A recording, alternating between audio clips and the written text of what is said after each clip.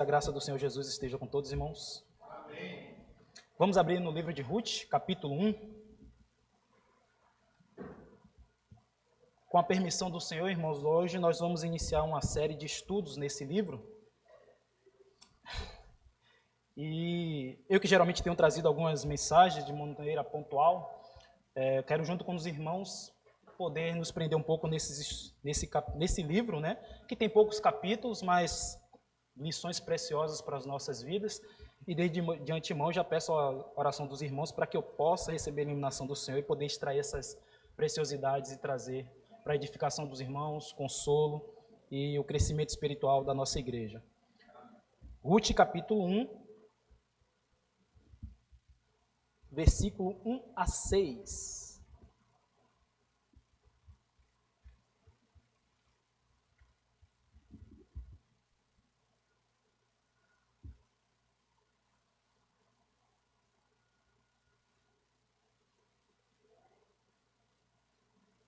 Livro de Ruth, capítulo 1, leremos o versículo 1 ao 6. Obrigado. Diz assim o texto: Nos dias em que julgavam os juízes, houve fome na terra, e um homem de Belém de Judá saiu habitar na terra de Moabe com sua mulher e seus 2 filhos. Este homem se chamava Elimeleque e sua mulher Noemi. Os filhos se chamavam Malom e Quilion, efrateus de Belém de Judá. Vieram à terra de Moabe e ficaram ali. Morreu Elimeleque, marido de Noemi, e ficou ela com os seus 2 filhos, os quais casaram com mulheres moabitas. Era o nome de uma Orfa e o nome de outra Ruth, e ficaram ali quase 10 anos. Morreram também ambos, Malom e Quilion, ficando assim a mulher desamparada de seus 2 filhos e de seu marido. Então se dispôs ela com suas noras e voltou da terra de Moabe, porquanto nesta ouviu que o Senhor se lembrava do seu povo, dando-lhe pão. Palavra do Senhor, irmãos, e que Ele, em sua misericórdia, aplique em nossos corações. Eu vou forçar os irmãos um pouquinho a voltarem no tempo, a forçar a memória e lembrar do período de escola, período de colégio, quando certamente nós nos deparamos na língua portuguesa com, especialmente a gramática, com o assunto de análise sintática. Um assunto um tanto quanto chato, porque ele tem alguns desdobramentos. A análise sintática, irmãos, de maneira bem simples, ela tem a função de dizer, na verdade, ela vai identificar uma palavra e dizer qual é a função que essa palavra tem em um texto. Ela pode ter uma função de sujeito, de predicado, de núcleo do sujeito, adjunto adverbial, enfim. Entre essas funções, a que mais tem um destaque, não é a mais importante, mas é uma das, é o sujeito. O sujeito é aquele que recebe ou tem alguma ação. O sujeito é aquele que emite, que faz alguma ação ou recebe alguma ação. E como é que nós fazemos para identificar esse sujeito? A gramática vai nos dar aquela regrinha. Pergunte ao verbo. Por exemplo, João chutou a bola. Quem chutou a bola? E aí nós vamos obter a resposta, João. Então, João é o sujeito simples dessa frase. Há também, irmãos, a figura do sujeito oculto. É aquele que está na frase, que exerce alguma ação, contudo, ele não aparece de maneira explícita, de maneira clara. Ele está na frase, ele está no texto, contudo, ele não aparece de uma maneira explícita, de maneira clara. Por exemplo, fui à igreja. Os irmãos, ao ouvir fui à igreja, sabem que eu fui à igreja. Então, não precisa ou não precisou eu especificar que eu fui à igreja. Esse eu aqui, que não aparece no texto, é justamente o sujeito oculto. O sujeito que exerce uma ação, mas que não aparece de maneira específica.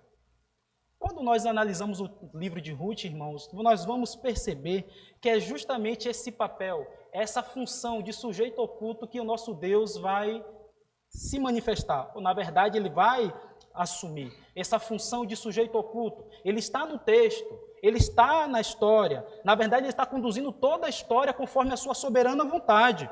Contudo, ele não aparece de maneira explícita. Nós não identificamos, porque ele não se manifesta através dos sinais, como, por exemplo, aconteceu no deserto, quando ele se manifestou a Moisés, através da sarça ardente. quando ele apresentou os seus sinais no Egito e durante também o deserto, 40 anos, mostrando prodígios e sinais ao seu povo. Ele não aparece através de sonhos ou de revelações.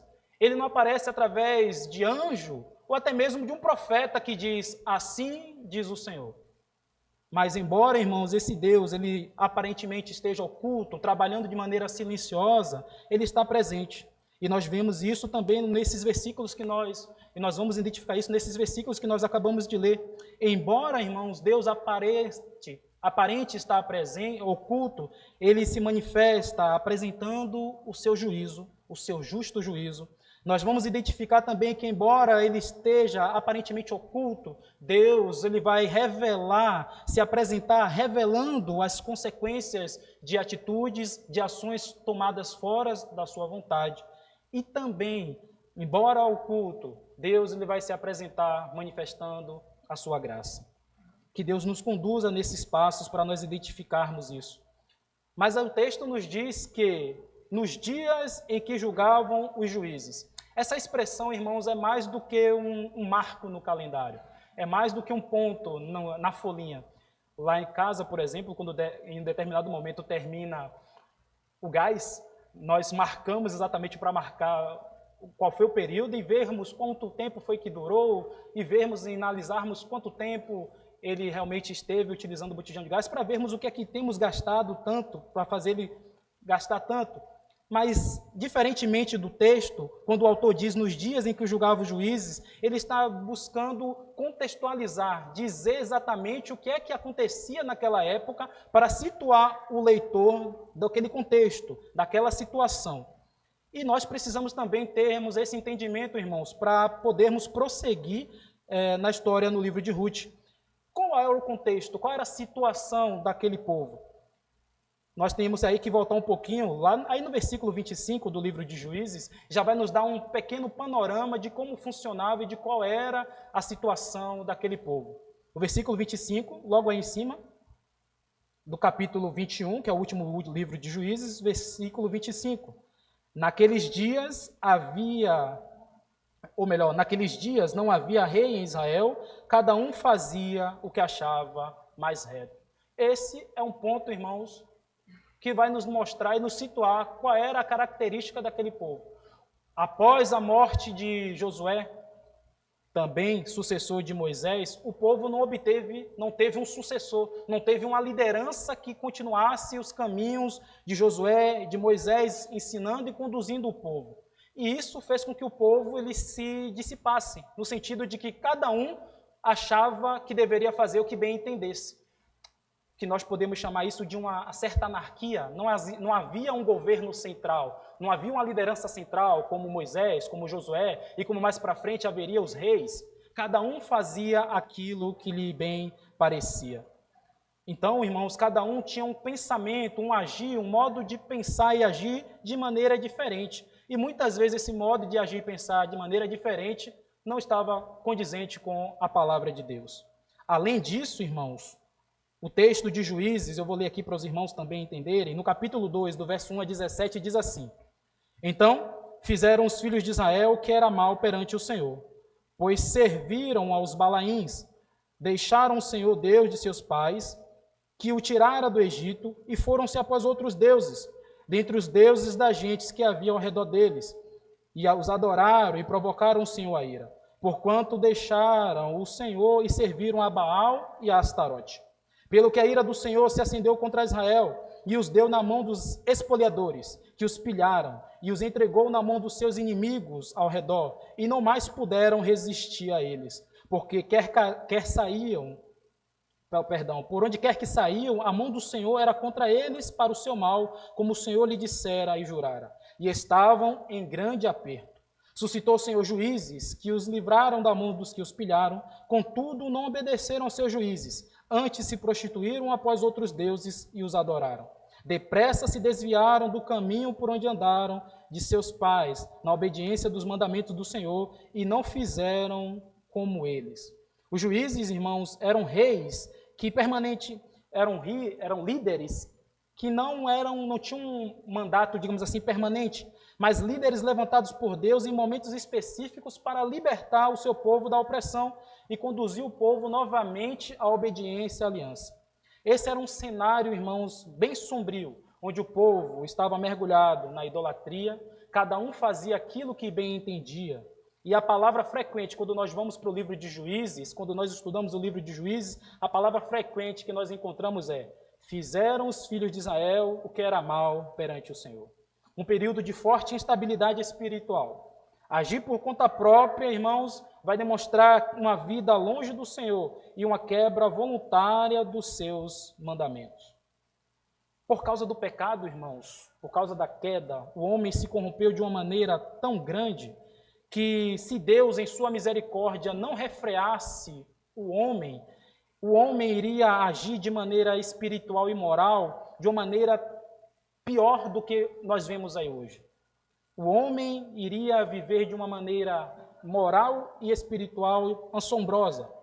Aliás, quando Deus ele não interfere mais nas decisões do homem, nós percebemos aí que é um sinal do juízo do Senhor. Em um dos seus sermões, o pastor Nicodemos ele diz que a pior coisa que Deus pode fazer na vida de um homem é dizer: seja feita a sua vontade. E é isso que o apóstolo Paulo reforça em Romanos. E por haverem desprezado o conhecimento de Deus, o próprio Deus os entregou a uma disposição mental reprovável para praticarem coisas inconvenientes. Então, irmãos, quando o texto diz, nos dias em que julgavam os juízes, esse era o cenário que se encontrava o povo de Israel. Sem uma liderança que o conduzisse, o povo rapidamente se afastou dos caminhos do Senhor e cada um vivia como bem entendia. O povo começou a adorar falsos deuses, deuses daqueles povos que estavam nas redondezas. Eles se deixaram influenciar, eles se deixaram contaminar pela cultura e pela religiosidade pagã que habitava naquela época. E como se não bastasse, irmãos, esse cenário sombrio, esse cenário tenebroso, o texto diz: houve fome na terra, ainda no versículo 1.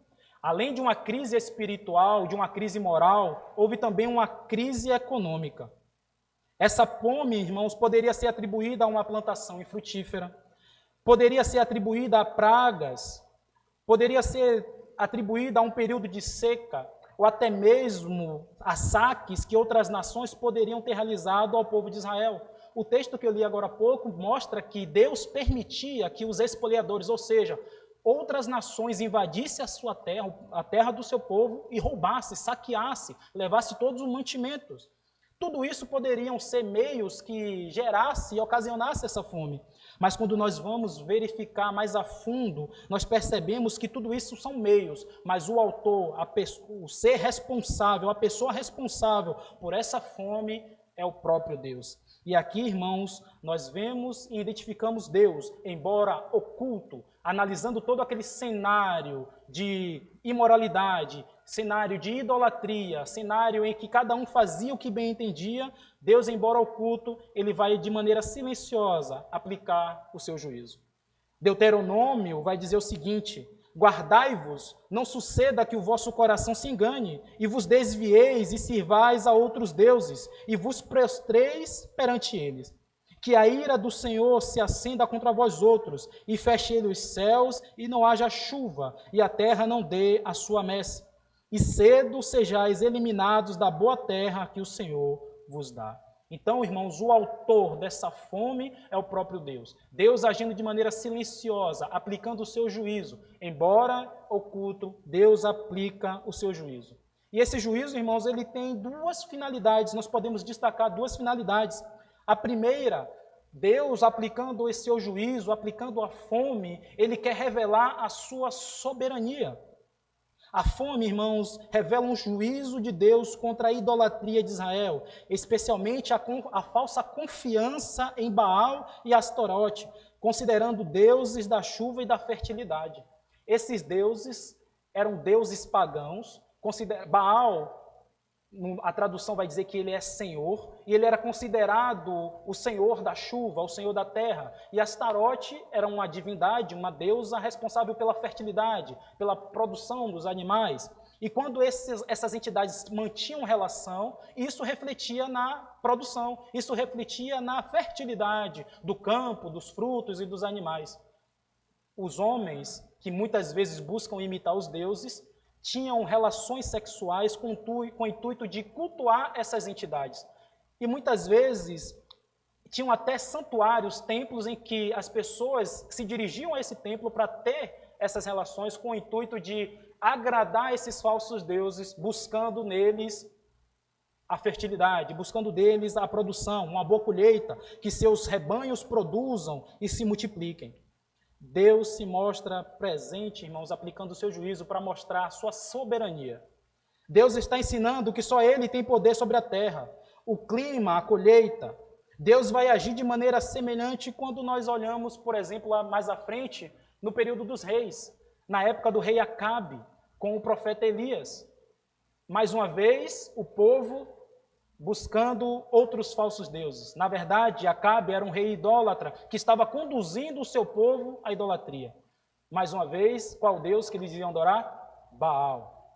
Baal aparece constantemente nas Escrituras, misericórdia. Então, Deus, através do profeta Elias, permite que durante 3 anos e meio não haja chuva. Não é Baal o Senhor? Não é Baal o Deus da chuva? Então clamem a Ele para que eles mandem chuva. Foi exatamente esse o desafio que Elias fez no Monte Carmelo com os falsos profetas. Se Deus é o Senhor, sirva-o. Se é Baal, sirva-o. E lá no Monte Carmelo, Elias propõe esse desafio. O Deus que responder com fogo, esse é o verdadeiro Deus. E o resultado nós sabemos, irmãos. Deus está ensinando que só Ele tem um poder sobre a terra e sobre o clima. A escassez, irmãos, revela que os ídolos são impotentes e que o Senhor reina soberanamente. Sobre a história, não só sobre a história, mas também sobre a natureza. Assim, a fome não é apenas uma demonstração de castigo, não é só uma demonstração de disciplina, mas também uma proclamação da majestade do verdadeiro Deus. Deus está mostrando para aquele povo, o povo que ele conduziu durante o Egito todo, trouxe e fez passar o Jordão e habitar em uma terra que emana leite e mel, que é Ele que governa a história, é Ele que está no controle do clima, da vegetação, da colheita, da produtividade, é Ele que é o Deus provedor. E se Ele cessar, o que acontece? Se Ele cessar essa provisão, o que acontece é a escassez, é a fome. Não é isso que diz o salmista? Todos esperam de ti que lhes dê de comer a seu tempo. Se Ele lhe dá, eles recolhem. Se Ele abre as mãos, nós nos enchemos de bem, mas se eles viram o rosto, logo ficamos perturbados. Esse é o Deus, irmãos, que se manifesta ao Israel, dizendo, Baal não é Deus, Astarote não é Deus, eu sou Deus.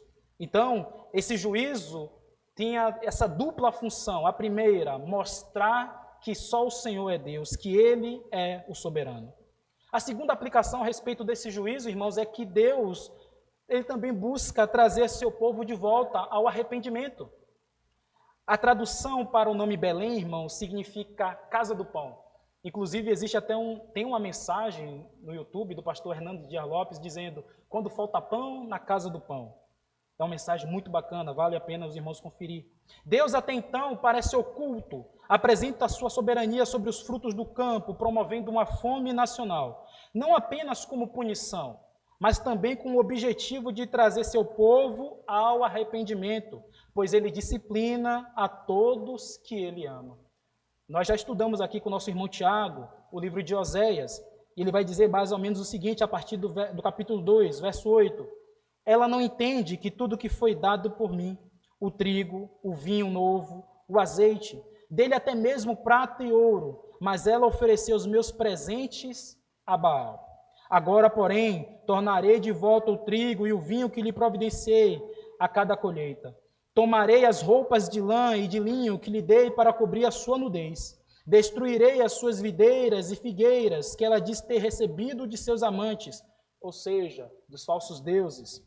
Farei que se tornem densos matagais, onde os animais selvagens comerão os frutos. Eu castigarei por todas as vezes que queimou incenso às suas imagens de Baal, que colocou os brincos e joias e saiu atrás de seus amantes, mas se esqueceu de mim, diz o Senhor. Contudo, eu conquistarei de volta, ao deserto a levarei e lhe falarei com carinho. Deus, irmãos, manifestando mais uma vez o seu juízo, mas com o intuito de trazer o seu povo ao arrependimento. No livro de Oséias, Deus ele se manifesta de maneira simbólica como um marido fiel, mas o povo de Israel representa uma esposa que se relaciona com outros homens, uma amante, no sentido de que Israel abandonou o Senhor e se relacionou com outros deuses. E Deus diz o seguinte: eu vou tirar tudo isso que vocês têm, que vocês julgam que foi o Baal que lhes concedeu, mas eu vou fazer outra coisa. Além de te disciplinar, eu vou trazer de volta você ao deserto e vou lhe falar com carinho. Deus disciplinando o seu povo para mostrar que para trazer o seu povo ao arrependimento, de que ele tem misericórdia, de que ele tem bondade, que está chamando o povo mais uma vez para o arrependimento e viver nos seus retos caminhos. Essa é a dupla função desse juízo que Deus aplica aqui no livro de Ruth, nesses versículos iniciais. Nos dias em que julgavam os juízes, houve fome na terra. A manifestação da soberania de Deus e também da sua graça, chamando o seu povo ao arrependimento. Mas qual a resposta do povo a esse juízo de Deus? Qual a resposta que uma família ou que as famílias deram a Deus? A partir de então, irmãos, nós vamos conhecer, entrar na casa, vamos dizer assim, de Elimeleque e de sua família. Um juízo, irmãos, nacional que acabou afetando também a história de uma família. Diz o texto, no versículo 1, e um homem de Belém de Judá saiu a habitar na terra de Moabe com sua mulher e seus 2 filhos. Este homem se chamava Elimeleque e sua mulher Noemi. Os filhos se chamavam Malom e Quilion, efrateus de Belém de Judá. Vieram à terra de Moabe e ficaram ali. A atitude de Elimeleque, irmãos, ela vai refletir aquele espírito de autossuficiência que existia naquele povo. Lembra que nós lemos agora há pouco que cada um fazia o que lhe achava mais reto? Era exatamente esse espírito, um espírito de autossuficiência. E era exatamente isso que estava acontecendo, que podia ser notado na atitude de Elimeleque. Esse espírito de autossuficiência que tinha tomado todo o povo. Cada um fazia o que era mais reto. Diante da fome, irmãos, o mais prático é sair para uma outra região, ainda que fosse inimiga do povo de Deus. Elimeleque decide ir para Moabe, uma terra pagã. Os moabitas, os irmãos vão lembrar, o pastor Paulo tem feito uma série de exposições aqui no livro de Gênesis, e no capítulo 19, nós vamos ver ali a origem dos moabitas. Os moabitas são descendentes diretos de Ló. Após a destruição de Sodoma e de Gomorra, Ló vai habitar em cavernas. Já velho, suas filhas identificam que ali não haviam homens para que elas pudessem casar e ter filhos. Aí aparece a primeira questão, a crise. E como é que você resolve diante dessa crise? Não temos marido, como é que vamos resolver essa questão de darmos descendência ao nosso pai? É aí que muitas vezes, diante da crise, nós tomamos atitudes precipitadas. Elas combinaram entre si de oferecer vinho por 2 noites ao seu pai, elas tiveram relação incestuosa com seu pai e conceberam de seus pais. Uma deu origem a Moabe e a outra os amonitas. 2 tribos que Deus disse que não faria parte da sua congregação. Esses moabitas, mais à frente, seriam aqueles opositores que se colocariam no caminho contra o povo de Israel no deserto. Os moabitas foram aqueles que contrataram Balaão para amaldiçoar o povo. E exatamente para esse povo, inimigo de Deus, esse povo que se colocou no caminho de Deus, averso a Deus, que Elimeleque busca refúgio juntamente com sua família. Em períodos de crise, irmãos, nós temos a tendência a buscar soluções mais práticas e mais imediatas, julgando-a ser a mais acertada. Elimeleque buscou Moabe, mas diante de uma crise conjugal, por exemplo, as pessoas acham que o melhor caminho seria a separação, o divórcio. Diante de uma instabilidade financeira nos negócios, o meio mais prático seria a sonegação de impostos. Diante de um aperto financeiro dentro de casa, a maneira mais prática seria não entregar o dízimo às suas ofertas, julgando que Deus entende e quando a situação se estabilizar, ele volta normalmente. Mas as decisões fora da vontade de Deus, irmãos, não são a que trarão alívio para as crises que enfrentamos. Ao contrário, nossas decisões podem gerar consequências e afetar toda a nossa família.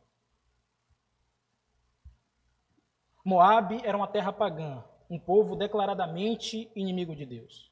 O nome Elimeleque, irmãos, por uma curiosidade, significa Deus é o meu rei. Mas, ironicamente, ele age como se o Senhor não governasse a sua vida, sua casa, sua família. Não há uma consulta ao Senhor, nenhuma oração, nenhum pedido de direcionamento. A conduta de Elimeleque não condizia com o nome que ele carregava. Nós também, irmãos, carregamos um nome. Nós também temos um nome a zelar. Nós possuímos um nome. Nós somos cristãos, irmãos. Nós somos representantes do reino de Deus e as nossas escolhas e ações dentro da igreja, no trabalho, na escola, na vizinhança, onde quer que nós estejamos, nossas ações devem estar de acordo com Deus que servimos e a fé que nós professamos. Nós também temos um nome a zelar e esse nome que está sobre todo nome é o nome que foi invocado sobre nós e é esse nome que nós temos que andar de retidão e fazer tudo para a glória dele. O apóstolo Paulo, falando a Colossenses, diz assim, 3,17, e tudo o que fizerdes, seja em palavra, seja em ação, fazei-o em nome do Senhor Jesus, dando por ele graças a Deus Pai. Dando por ele graças a Deus Pai. Esse nome deve gerar em nós atitudes, ações, palavras, comportamentos que glorifiquem também a ele. Nós não podemos agir de maneira precipitada, não podemos agir como se nós fôssemos donos do nosso próprio nariz. Nós temos um Deus que nos governa, um Espírito que nos dirige. Mas não para por aí, irmãos. O texto diz que morreu Elimeleque, marido de Noemi, e ficou ela com seus 2 filhos. No versículo 4 diz que esses filhos se casaram com mulheres moabitas. Era o nome de uma órfã e o nome de outra, Ruth, e ficaram ali quase 10 anos. Eles se casaram, ficaram ali 10 anos, e depois o texto vai dizer que eles também morreram. Eles casaram, ficaram ali 10 anos, e depois morreram. Por que eu estou repetindo isso, irmãos? Para forçar o raciocínio dos irmãos. Os irmãos não percebem algo, como se estivesse faltando nesse ciclo, como se uma peça de quebra-cabeça não estivesse concluída. Cadê os filhos, irmãos? Cadê a descendência? Cadê a posteridade? Cadê a futura geração? O texto diz de maneira direta que os 2 filhos de Elimeleque morreram, e morreram sem deixar filhos.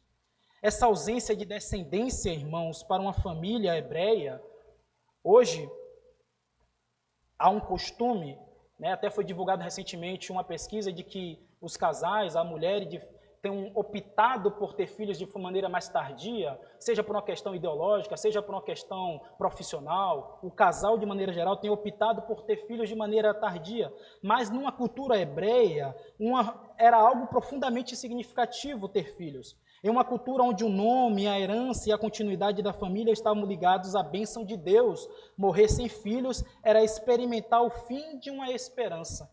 Noemi perdeu tudo, perdeu seu marido, perdeu seus filhos e com eles qualquer perspectiva humana de futuro. Morreu o pai, morreram os filhos e infelizmente não nasceram os netos. É importante, irmãos, ressaltar que o texto ele não nos dá uma razão clara para essa tragédia. Ele não diz que foi um castigo, nem que foi um juízo, nem que foi uma punição direta de Deus. Às vezes, irmãos, Deus, ele diante de certas perdas, Deus ele não nos dá explicações. Mas o silêncio de Deus não significa que ele está ausente. Diante de crises que nós passamos, de perdas que nós sofremos, não significa que Deus tem a obrigação de nos dizer o porquê isso está acontecendo. O que nós temos que entender é que ele, embora ausente, aparentemente oculto, ele não está ausente, ele está agindo e conduzindo toda a história. Ainda que o texto não nos diga o porquê, ele nos mostra um propósito maior. A morte desses filhos, sem deixarem descendência, vai preparar o terreno para a entrada de Ruth, a moabita, no plano redentor de Deus. É nesse cenário de luto e perda que Deus começa a escrever uma história de restauração. A perda é real, a dor é profunda, mas Deus não havia perdido o controle. A mão do Senhor estava sobre aquela história, ainda que Noemi não conseguisse enxergar naquele momento. Deus estava conduzindo tudo. Ainda que não houvesse um entendimento claro do porquê a morte do marido, da morte dos filhos e aquela mulher desamparada, Deus, e nós que já lemos o livro, temos essa percepção de que Deus está conduzindo toda a história para um propósito maior. Deus, irmãos, embora oculto, se apresenta revelando as consequências de uma decisão tomada fora da vontade dele. E as consequências foram morte, esterilidade e desamparo. A Bíblia diz que morreram Malom, ou melhor, Elimeleque e seus 2 filhos. E Ruth, ou melhor, Noemi, ficou desamparada do seu marido e dos seus filhos. É importante, irmãos, fazer uma observação que a Bíblia, ela coloca o homem como cabeça do lar. O pastor Paulo já falou sobre isso, o presbítero Emanuel, sempre que tem oportunidade, falando sobre família, fala da importância que o homem tem como cabeça do lar. Ele é o responsável pela liderança e a condução da família. Sua decisão fora da vontade de Deus pode acarretar em graves consequências e comprometer toda a sua família. A atitude de Elimeleque gerou a sua morte, indo para uma terra pagã, indo para uma terra que era contrária ao povo de Deus. Os filhos acabaram seguindo o mesmo caminho e morreram. E Ruth, que tinha a esperança e o apoio nos seus filhos e seu marido, viu-se desamparada. Mulheres, orem pelos homens da nossa igreja. Mulheres, orem pelos seus maridos. Homens, vamos buscar estar sempre em comunhão com Deus, buscando sempre a sua vontade, para que nossas decisões elas possam trazer paz, gozo, alegria, estabilidade e contentamento à nossa família. Orem pelos homens da nossa igreja. Mulheres, orem pelos seus maridos. Homens, vamos buscar estarmos mais contritos e íntimos do Senhor para que as nossas decisões sempre tragam benesses para a nossa família. Até aqui, irmãos, o cenário ele é trágico, ele é sombrio. Um povo idólatra, um povo rebelde que vivia conforme a sua vontade, vence uma fome nacional, uma crise econômica, e com o objetivo de fugir dessa crise, uma família migra para uma outra região, para uma outra terra, uma terra pagã, buscando ali a estabilidade, mas em vez dessa estabilidade, o que ela tem é justamente essa família totalmente desestruturada. Elimeleque decide sair da terra prometida e leva consigo a sua esposa para Moabe. A história parece trágica, desabar. Eu lendo alguns comentários, irmãos, do livro de Ruth, enquanto eu preparava esse estudo, todos dizem que é uma grande história de amor, e de fato é uma história maravilhosa. Alguns dizem que esse livro, nenhum outro poeta seria capaz de escrever um conto tão bonito, mas quando nós olhamos os versículos iniciais, nós vemos uma verdadeira tragédia, parece uma desolação, parece que não há um ponto de luz para toda essa história. Mas aí, irmãos, nós chegamos ao versículo 6. E esse verso é uma virada. Esse verso é como um sopro de esperança. É como um raio de luz que atravessa o céu cinzento, trazendo as boas novas. E o versículo 6, nós vamos ver um Deus que aparentemente estava silencioso, um Deus aparentemente oculto, manifestando a sua graça e a sua misericórdia. O versículo 6, vamos ler todos juntos? Então se dispôs ela com as suas noras e voltou da terra de Moabe, porquanto nesta ouviu que o Senhor se lembrara do seu povo, dando-lhe pão. O texto diz, irmãos, que Noemi ouviu. Não foi uma iniciativa vinda da parte dela. Não foi um plano humano. Ela ouviu. ouviu que o Senhor, agora pela primeira vez, citado de maneira explícita, citado diretamente, o Senhor se lembrou do seu povo. Essa expressão, irmãos, representa uma intervenção direta de Deus em seu próprio, uma intervenção direta do próprio Deus. Deus está agindo agora com sua graça soberana. A Bíblia, o texto diz que Deus se lembrou, dando o pão. A restauração, irmãos, não começa em Noemi, não começa com Ruth, mas com o próprio Deus. É Ele quem toma a iniciativa. A fome que no início era um juízo, agora o pão é a graça. A disciplina do Senhor não foi para destruir, mas para restaurar. Ele mesmo prepara o retorno, ainda que Noemi nem saiba direito o que está acontecendo.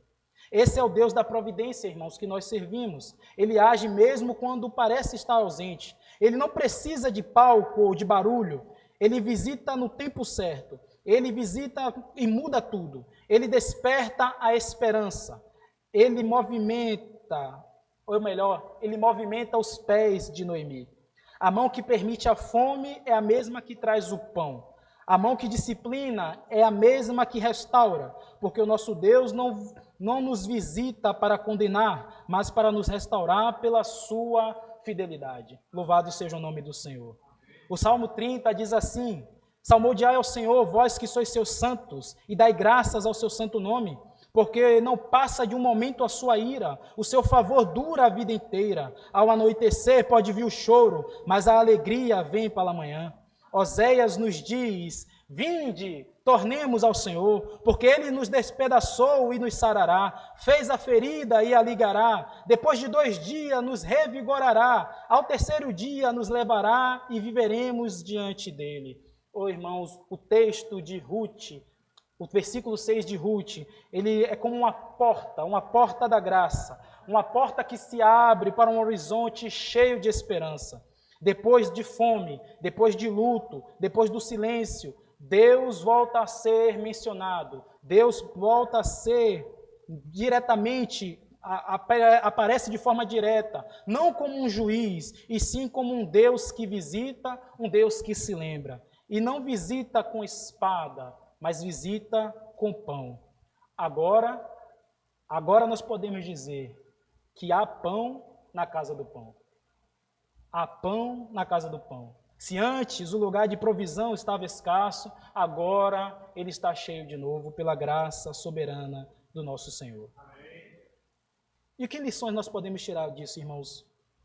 Queria falar 3 aplicações breves para nós concluirmos a nossa meditação. A primeira observação: Deus se lembra, irmãos? Deus se lembra? Eu não sei qual exatamente a crise que você está passando, quais dramas você está tentando administrar. Talvez ao solucionar esses dramas, nós buscamos meios que não estavam de acordo com a vontade do Senhor. Agimos sem consultar o nosso Deus. Se nós agimos assim, irmãos, voltemos ao Senhor em arrependimento. A Bíblia fala de um Deus que trabalha para os que nele esperam. Ele se lembra de mim, ele se lembra de você, assim como se lembrou do seu povo enviando o pão. Que seja essa a nossa oração, irmãos. Lembra, Senhor, de mim. Lembra, Senhor, da minha casa. Lembra, Senhor, da minha família. Em nome de Jesus. Elimeleque foi o cabeça que conduziu e liderou sua família. Jesus é o cabeça que conduz a igreja. Mas ele não se deixa levar pelas emoções. Ele não se abala diante das crises. Na verdade, o nosso Senhor está acima de qualquer crise. Ele é o Senhor da igreja. Isso deve nos confortar, irmãos, ao sabermos que mesmo passando por crises, por dificuldades, Ele promete estar conosco todos os dias. Ele trabalha cuidando e preservando os seus santos. Ele nos concede dons e talentos para o crescimento e aperfeiçoamento da igreja. O Senhor sempre se lembra da sua igreja, irmãos. Louvado seja o nome do Senhor. E para concluir, irmãos, eu queria dizer o texto de Miqueias 5:2. E tu, Belém Efrata, pequena demais para figurar como um grupo de mulheres de Judá, de ti sairá o que há de reinar em Israel, cujas origens são desde os tempos antigos, desde o dia da eternidade. Belém, irmãos, a casa do pão voltou a ter pão. Anos à frente, nasceria o grande rei, como declara o profeta. O pão da vida, o pão que é superior ao pão que o povo comeu no deserto e voltou a ter fome. Ele mesmo, o Senhor Jesus Cristo, diz que ele é o pão da vida e quem comer deste pão viveria eternamente.